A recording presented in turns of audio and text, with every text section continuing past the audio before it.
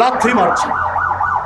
সংখ্যালঘু নিপীড়ন তো হয় ভারতে, সংখ্যালঘুদের উপর উৎপীড়ন হয়তো আমাদের এই পার্শ্ববর্তী দেশে।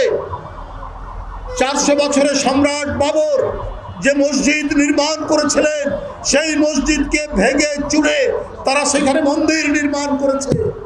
তো সংখ্যালঘুদের উপর যত অত্যাচার, অবিচার, অনাচার, ওটা তো হয় ওই দেশেই, বাংলাদেশে হয় না। বাংলাদেশে হিন্দু, মুসলমান, খ্রিস্টান হাতে হাত ধরে ঘোরাফেরা করে। একই বাজারে বাজার করি, একই হাটে যাই, একই হাটে লাউ, কুমড়া, আলু, শশা আমরা কিনি, মাছ, তরি তরকারি কিনি।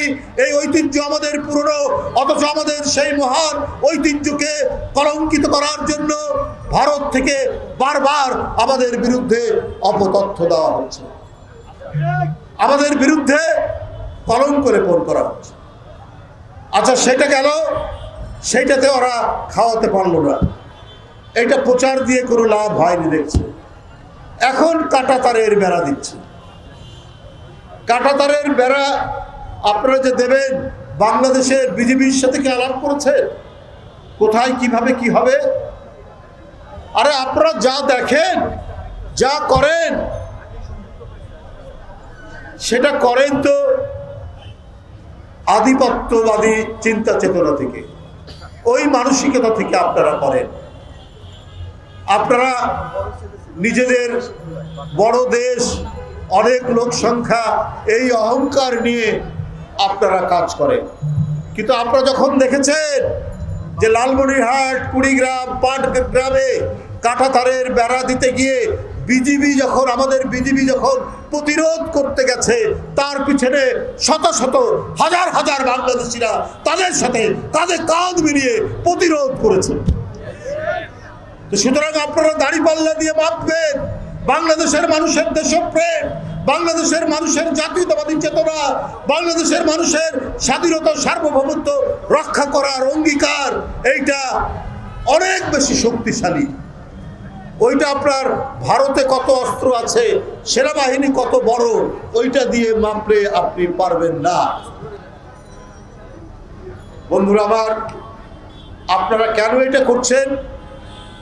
আপনারা এত অস্থির কেন? আপনারা বাংলাদেশের বিষয়ে আপনারা কেন যেন এলোমেলো কথা বলছেন? কারণ আপনারা কোনোভাবেই শেখ হাসিনার পতন কামনা করেননি।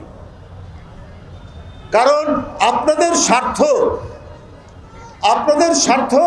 শেখ হাসিনা দেখতো, বাংলাদেশের স্বার্থ দেখতো না। কারণ শেখ হাসিনা জানে, ও নির্বাচন দিলে, অবাধ সুষ্ঠু নির্বাচন দিলে শেখ হাসিনা কোনোদিন জিতবে না। তাই সেই সবসময় দিল্লির একটা শেল্টার চেয়েছে, দিল্লির একটা আশ্রয় চেয়েছে। এই কারণে তারা যা চেয়েছে, উনি নিজের মুখেই বলেছে, আপনাদের মনে আছে না? নিজের মুখে বলেছে, ভারতকে আমি যা দিয়েছি ওরা মনে রাখবে। তো আপনি কি দিয়েছেন যে ভারত মনে রাখবে? তাতে কি আপনি আমাদের স্বাধীনতা বিক্রি করেছেন না সার্বভৌমত্ব বিক্রি করেছেন?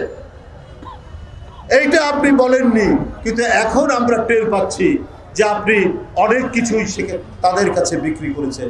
এই কারণেই আজকে ভারতের নীতি নির্ধারকরা, কিছু রাজনৈতিক দল অত্যন্ত অস্থির হয়ে গেছে শেখ হাসিনার জন্য। বন্ধুরা আমার,